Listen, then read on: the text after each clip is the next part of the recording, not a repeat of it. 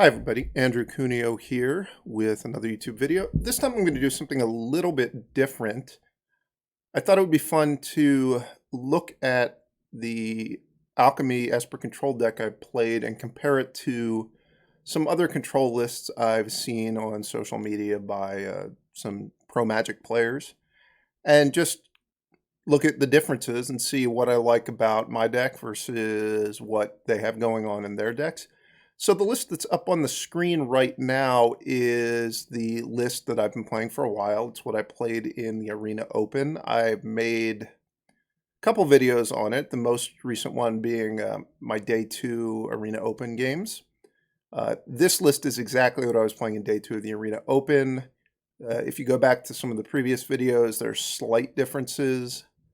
I wanted to make this deck for the Arena Open as good in the control mirrors as I could without sacrificing some of the creature matchups like dragons.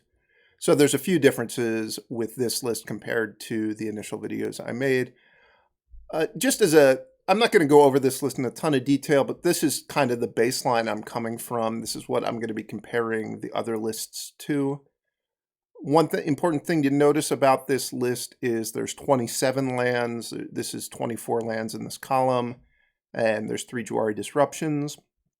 There's 4 Key to the Archives. There's only 1 Teferi. There's 4 Parasitic Grasps in the main deck. There's only 1 Fading Hope in the 75. It's in the main deck. And there's Considers in the main deck. I think those are going to prove to be a lot of the important distinctions between this list and the other lists we're going to look at, so keep that in mind. If I were to say what the greatest weakness of this deck is, it's the mana base. I think a lot of the times it's hard to sequence your lands such that you have access to both Vanishing Verse and Jwari Disruption on turn 2. A lot of the time your land that you play on turn 2 is either going to come into play tapped because it's a land like Shipwreck Marsh, or it's going to be a pathway and it's going to be awkward what color you have to put the pathway on. So I think that the biggest potential weakness of this deck is the mana base. So we'll look at the other deck lists to see maybe they're doing something better in the mana base, and also look at what spells they're playing to see if they're playing any different spells. But this is, if you ask me to recommend a control list, this is the one I'd recommend. This is the list I've been playing. Let's switch over to some of the other lists I've seen. This is Andrea Menguchi's Esper list, which is very similar to what I've been playing. There are a couple of differences that I'd like to highlight. First, he has 4 Teferi Who Slows the Sunsets. This is very clearly a card that he likes a lot. I haven't liked this card that much, to be honest. I think it's really good if you have a Key to the Archive in play, and if you don't have a Key to the Archive, it's pretty underwhelming. So if you were to compare my list to Andrea's, I only have 1 Teferi, and I've got 2 Memory Deluges and an Unexpected Conversion in my deck. So this is a pretty big difference. Honestly, I'm just not that impressed by Teferi as a card. It's a card I sometimes board out my 1 copy.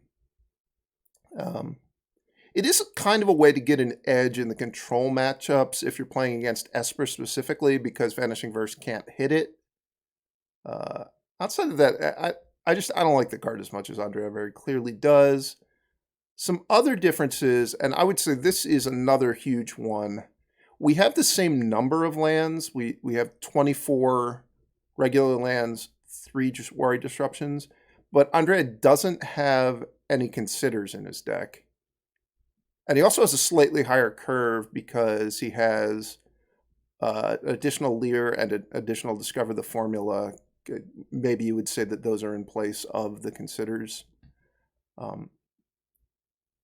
So I kind of feel like this deck just doesn't have enough mana in it, to be honest. Consider, if you think about it, when you want Consider to be a land, assuming you can afford to cast it, so you need a blue mana, Consider is going to find you a land, 70 to 80% of the time. You could do the math on it exactly if you wanted to, but these decks are nearly half lands, so you would have to whiff hitting a land both with the first and second card. So I kind of feel like this deck, the curve is high, and there just aren't that many lands in it. So that's the number one thing I dislike about this deck, is just I don't think there's enough lands. There's also 3 Fading Hopes. The more I've played this format, the less and less I've liked Fading Hope. I still have 1 in my deck, and honestly, it's the card I'm the least happy about. 3 seems like too many of this card to me. It's nice to have 1 to protect your Leer. Some games it's nice to draw 1 in your opening hand so you can get a 2 or a 3 drop off the board for a few turns as you're setting up. I don't think it's a card you really ever want to draw multiples of. This isn't like when people were playing, is it Epiphany decks, where you basically just needed to stall and then you were eventually going to win. Here you do need to care somewhat about card count economy. So I don't really like the 3 Fading Hopes. I would certainly play fewer. The other difference is Andre has a flunk in his deck, where I have a Parasitic Grasp, and he only has 1 Parasitic Grasp in the sideboard, so only 1 copy in the 75, and there's actually a second flunk in the sideboard. I really don't like flunk very much in these decks. I think that in a control deck, especially when you're on the draw, a lot of the times you're not going to be able to flunk their 3-drop with your 2 lands, just because you're going to have too many cards in your hand. It's not going to do anything. And I found Parasitic Grasp to just be excellent in Esper. The reason that I really like Parasitic Grasp specifically in Esper is I think that the Esper deck is a deck that people are trying to target, and one of the ways they try to target it is they try to play creatures that are good against Vanishing Verse and Divide by 0 at the same time. So what that means is they wind up playing gold 2 and 3 mana creatures. So, some of the cards from the Werewolf deck, like a Tovalar, even a Rahilda, which you can hit Rahilda with the front side of Rahilda with Vanishing Verse, but not the back side. Also, Parasitic Grasp hits a Gold Dragon. It hits the creature lands, with the exception of Hall of Storm Giants and the white one. So I think Parasitic Grasp against any deck that is playing with creatures, not like just Leers, but is playing with actual creatures to attack you with, Parasitic Grasp always has targets. And I think the life gaining matters a lot. The mana efficiency matters a lot if you're against a aggressive werewolf deck, or even like an aggressive mono green deck, an aggressive white deck, any deck with Reckless Stormseeker in it. So I'm a huge fan of Parasitic Grasp. I think that it's a mistake to have so few copies of it. Moving on to some things that I actually like about this list. I like the 1 Soul Shatter in the sideboard. I think it's really nice, if you're going to play Esper Mirrors, to have a removal spell that hits Teferi and also hits Leer and Hullbreaker Horror. This is something that I think I would like to try to find room for in my 75 card list. I wouldn't play it in the main deck, just in the sideboard. There's 2 Hullbreaker Horrors in the sideboard and 3 Leers. This feels like a lot of creatures to me. I don't really know what kind of matchup you would want this many creatures for. There's also no Malevolent Hermits, which I think Malevolent Hermit is one of the best cards in the mirror. I think one of the easiest ways to get an advantage is to just play it on turn 2. Andrea does have a 3rd copy of Go Blank, which is another exceptional card in the mirror. So pretty clearly he prefers Go Blank to Malevolent Hermit, I would say. Overall, I think this list is really similar to my list. The main difference being just this deck has a higher curve and a slightly lower effective land count because it doesn't have Consider in it. And I think given that this strategy, if you don't make your 4th land drop, it's really, really bad. I think you want to find a way to maximize your chances of hitting your 4th land drop, especially because you don't really flood in these decks all that often, because ideally you're going to be discarding a land to Key to the Archive to get a spell, and you can loot lands away with the Celestis. So I think that this deck could afford to play a higher effective land count for sure. All right, moving on to the next deck. Here we have Seth Manfield's blue-white control list. This isn't the deck that he played in the Arena Open. I think he played Orzhov Clerics instead. So I would guess that Seth felt this wasn't well positioned for the Arena Open. And if that is the case, I would say I agree with Seth. When I tried blue-white, I think there's a lot to like about being blue-white, but I think that it just doesn't line up that well against the top decks in the format. I do like a lot of the way this deck is built, but it has kind of the main problem with playing blue-white, I think, is a lot of your cards that are good cards and they help you win against aggressive creature decks and they help you win against the Sanguine Brushstroke decks. They aren't actually good cards against the Dragon decks, and they aren't good cards in the control mirrors. So you wind up having, the main card I'm talking about is Divine Purge here. You wind up having a card in your main deck that's really bad in like half of the matchups. And I think that that's just not a good place to be. Seth also he has Sunset Revelry in his deck, which is another card that I think is pretty poor against dragons and control decks. Doomscar, at least it does something against the Sanguine Brushstroke decks. The problem with it is that you don't gain any life like you do with Meathook Massacre. So you need to be gaining life from other sources to not just get drained out in that matchup, which is why Seth has Sunset Revelry, and he also has Teferis that gain life. So that is kind of the big picture view of why I don't like blue-white as much as I like Esper, is that a lot of your cards don't work very well against half of the format, I think. Going into a little more detail on some of the exact choices in this list, I am kind of jealous of the mana base here because there's Field of Ruin, which is a card I really like a lot, and it's very helpful, obviously, against the creature lands that are in almost every single deck. Being able to play Field of Ruin is a really big plus for a 2-color deck. There's also 4 Forsaken Crossroads. It's a little bit funny that a 2-color deck plays 4 Forsaken Crossroads, but my 3-color deck was only playing 2. I wanted to fit more Forsaken Crossroads into the deck, but I thought that they just weren't as good as the Deserted Beach, Shipwreck Marsh style of lands.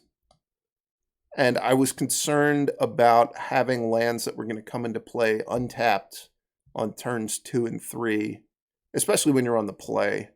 So that's why I only have 2 Forsaken Crossroads. I also found that I really needed to play one of each basic in Esper to be able to get with Environmental Sciences. That wound up coming up a lot. I think Seth actually has 28 lands in his deck. No, this is another deck that is effectively 27 because it's 23 actual lands and Amiria's Call, 3 Jwari Disruptions. So again, this deck is playing, I would say, effectively a lower land count than my Esper deck is playing.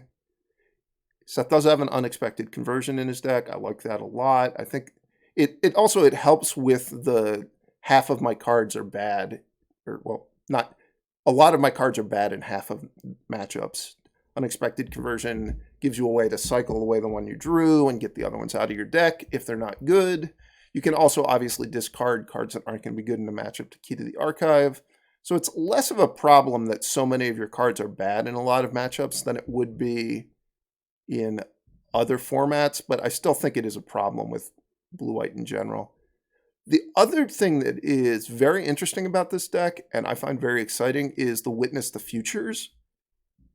I really wish that this was the best way to play Control, because I think that this is just a very fun card to play with.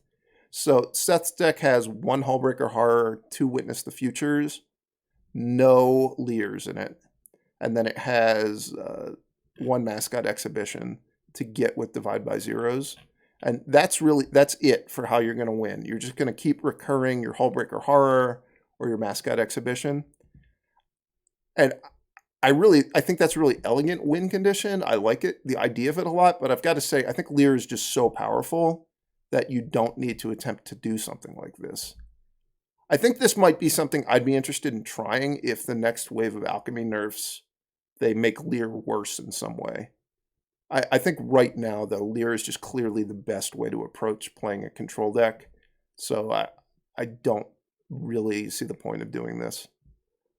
One other thing I wanted to point out about this deck, which I think is a mistake, is there are no Hall of Storm Giants in the list.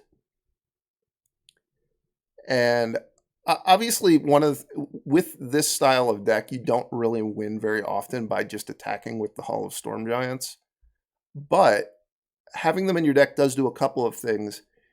If you just have a random Hall of Storm Giants in play, you can sometimes use it to kill a Planeswalker.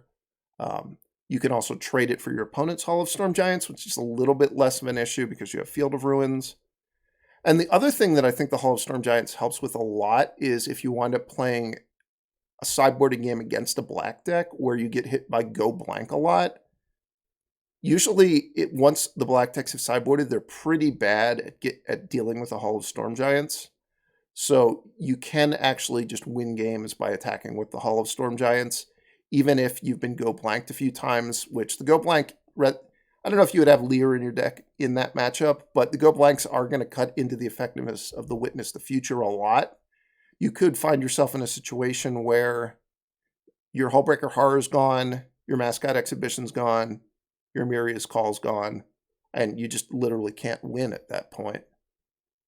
If they're all gone because they've been Go Blanked, or even just if you have one of your Witness the Futures exiled, you can no longer loop them. So I would think that this deck should have 2 Hall of Storm Giants in it. I'm sure Seth was somewhat concerned about comes into play tapped lands, and that's why this deck is built this way. But I think Hall of Storm Giants is just too good to not play, at least the first copy or two. Moving on to the sideboard, one of the things that I found very interesting about this list, and it's actually something that caused me to change my deck a little bit, is Ray of Frost. I wound up putting one in the sideboard of my Esper deck after I saw Seth post this deck on Twitter. I'd kind of forgotten Ray of Frost existed as a card. I think that the reason there's so many in the sideboard is a concession from Seth that so much of his main deck isn't actually very good against the Dragons decks. Like the Divine Purges and the Sunset Revelries are both obviously pretty bad in that matchup. So I think that's why there's all these Ray of Frost. There's also more Disdainful Strokes. So this deck definitely has a really strong sideboard plan, I would say, against Dragons decks. I like that a lot. There's also just a lot of counters, the Disdainful Strokes, the Negates, and the Hermits. So the deck also has a good sideboard plan against control decks. I think even though it has a good sideboard plan, you're still, if you're playing against Esper, the Esper decks are going to have Duresses and Go Blanks, and none of this plan is actually as good as having Duresses and Go Blanks. So I think that is another core problem with blue-white. If you accept that Esper is one of the top decks, it's really hard to play this deck because you're just structurally disadvantaged against Esper because you don't have the access to the discard cards. So anyway, I think this is a really well-constructed deck. I just don't think it's a very well-positioned list right now. Let's move on to the next one. All right, so here we've got Sam Black's blue-white. I'm going to say this is a control list. It's a little bit unusual for a control deck. This is the deck Sam played in day 1 of the Arena Open to qualify for day 2. That's why it only has a 7-card sideboard and it has a million lessons. Sam played best of 1 on day 1. Not a fan of playing best of 1 at all, but Sam chose to do it.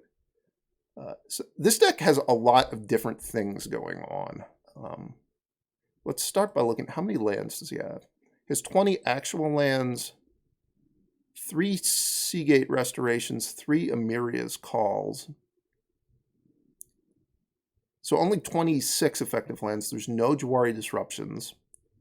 There's also no Considers. So this deck's effectively playing a lower mana count, but it does have 4 Geist Channelers, which makes a lot of the expensive cards cheaper. This is a card that's really fallen out of favor.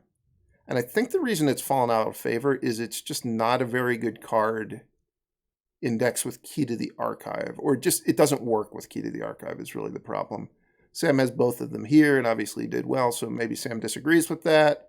Or maybe he just thinks that this is a card that's so good that it's worth playing anyway. the way Sam has gotten enough ways to use Geist Channeler is he's playing 6 of these flip lands. So that's pretty interesting. He also has 3 Witness the Futures. This is a very Sam deck in that he's really taken the whole idea of reducing the cost of your cards perpetually with Discover the Formula and Geist Channeler, and he's really pushed it far because he's planning on then looping those cards with Witness the Future. This is another Witness the Future Hullbreaker horror deck, and the same thing I said about Seth's deck I think applies. I think that this is a really cool way to win, but I just don't think you need to go to this trouble when Lear is available.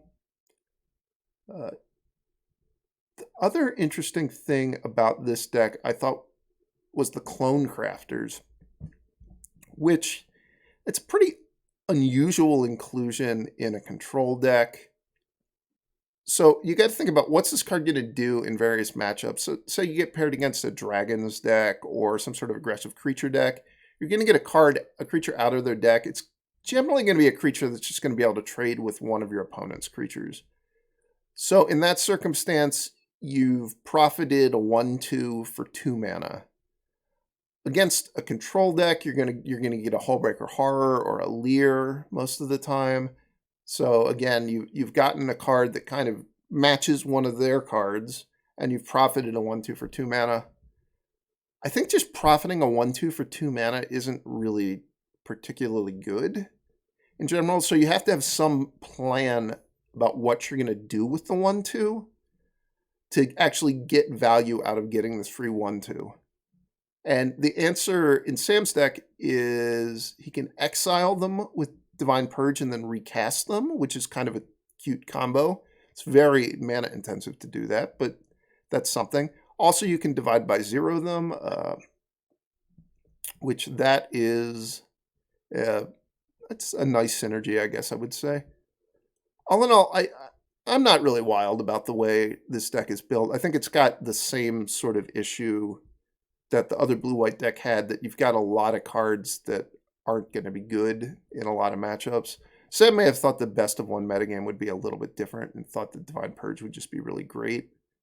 The other thing I didn't mention when I was talking about Seth's deck, but it kind of applies to this deck as well. I think that Meathook Massacre is just the best sweeper that's available in Standard by far. I think the fact that you can ramp into it with Key to the Archive is hugely relevant because it means that Meathook Massacre is actually actively a good sweeper against dragons, which you might not think that if you've never played that matchup. But you get to 6 mana so you can Meathook Massacre for 4 early enough in the games a lot of the time because you have Key to the Archive to ramp with it. The other thing that makes Meathook Massacre the best sleeper is you can bounce it with Divide by 0.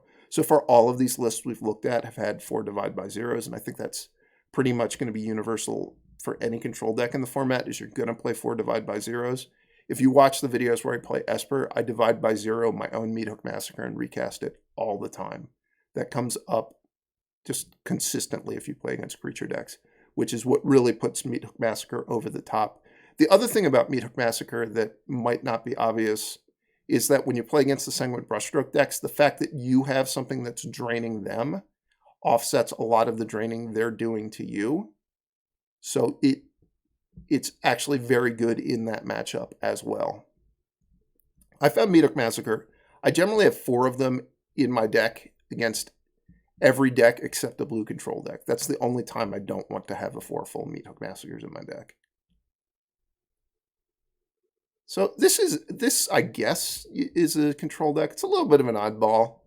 I don't know that Sam would claim that this is the best way to build a control deck, but this is very much a Sam deck, and he did well with it, and I thought it was pretty interesting. This one, I think I'm going to give this one a try at some point when I'm streaming this week. Obviously, I'll have to build a different sideboard because I'm not going to play best of 1, but trying to recur Clone Crafter is an interesting thing to try for sure. And I am open, certainly, to the possibility of wanting to find out how to play non-Lear control decks, because I do think it's reasonable to expect Lear to get nerfed at some point. Let's move on to the next one. So this is a deck that Chris Botello made And this is a little bit different from the other ones. This is an initial list Chris made. He made a video talking about kind of the tier of deck lists in Alchemy, and he had Esper as top tier. I'll try to put a link to that video in the description. And he had a theory that he wanted to try out, that the way to win Esper mirrors was to move away from Key to the Archive plus Teferi, to just play different cards, and he wanted to try to find a way to get an edge in the mirror by doing that. So this list is his attempt to do that. I think that that's really a very interesting thing to try. I think that ultimately it's not how you want to approach the mirrors. A lot of the times in control mirrors, the person that gets to untap with a Key to the Archive first is pretty hugely advantaged. So I don't really feel like this has enough in it to punish people for trying to resolve Key to the Archive. I think that if you play the control mirrors, a lot of times if you resolve a Key to the Archive and then they resolve a Sorin, the person with the Key to the Archive is actually advantaged, which Chris might not have suspected that when he built this list. Also, I do want to say this is not what Chris wound up playing in the Arena Open, so I don't want to put it forth that he thinks this is the ideal way to build an Esper control deck. I think that this is just something he wanted to try, and I think it's a very interesting idea to try, for sure. That said, I do have some very different opinions on a lot of the cards he's chosen to execute this idea, so I guess I'm going to go through those pretty quickly. Starting out, I think Chris copied my exact mana base and then decided he wanted more than 27 lands. So he bumped his deck up to 30 effective lands by adding 2 Seagate Restorations and 1 Jar Disruption.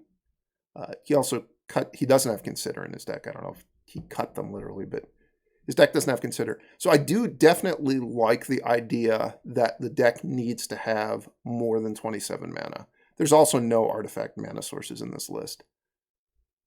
I definitely agree with him that 27 lands when you're not doing anything else to increase the mana count in the deck is on the low side for what this deck wants.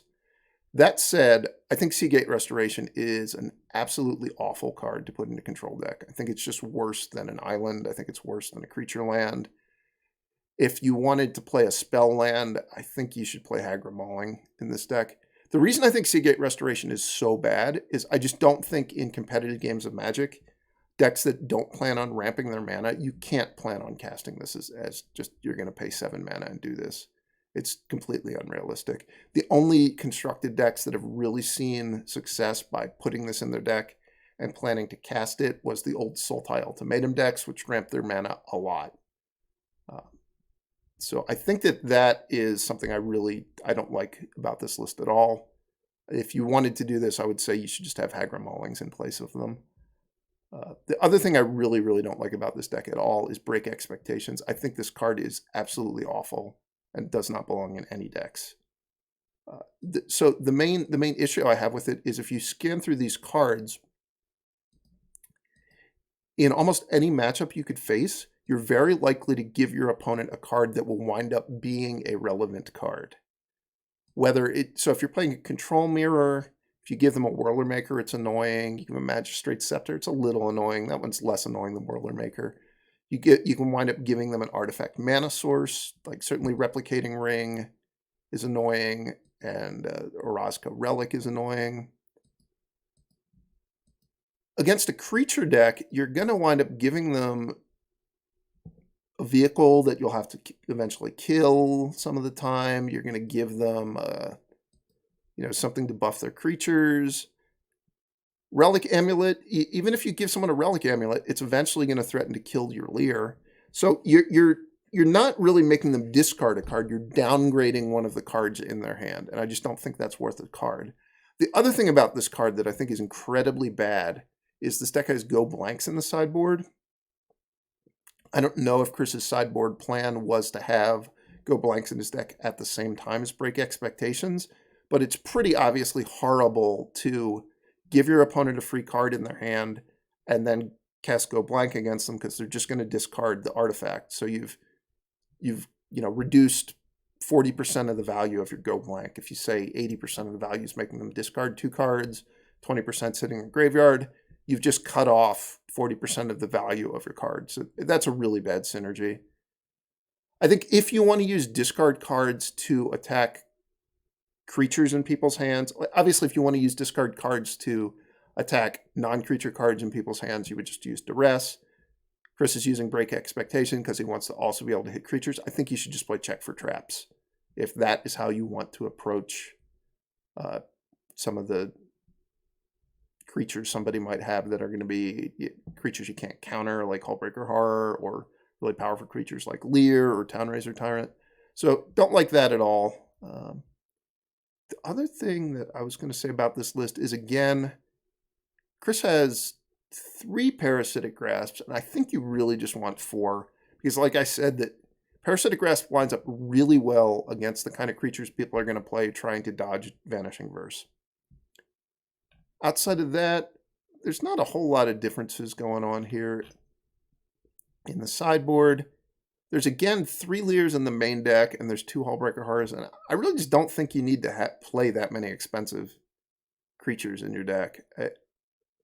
You never run out of ways to win in these decks when you've got a couple Leers, a couple creature lands. I guess Chris doesn't have Key to the Archive to get a way to win, which you can do with Approach of the Second Sun. But he does have Sorin, which can give you a way to win. You're never really going to run out of ways to win. So that's not something to be concerned about. The only reason to play this many creatures in your 75 is that you really feel like it's very important to have 2 Hullbreaker Horrors in some matchup. And I just don't think there are matchups that are like that. I like Hullbreaker Horror against control decks. I like it against green creature decks. But I think against specifically control decks, you're better off having more cheap cards, which those would be Malevolent Hermits, Duresses, Go Blanks, Disdainful Strokes. So Chris has a bunch of that stuff. I kind of feel like there's no way he's going to be able to board in all the cards against a control deck that seem to be good.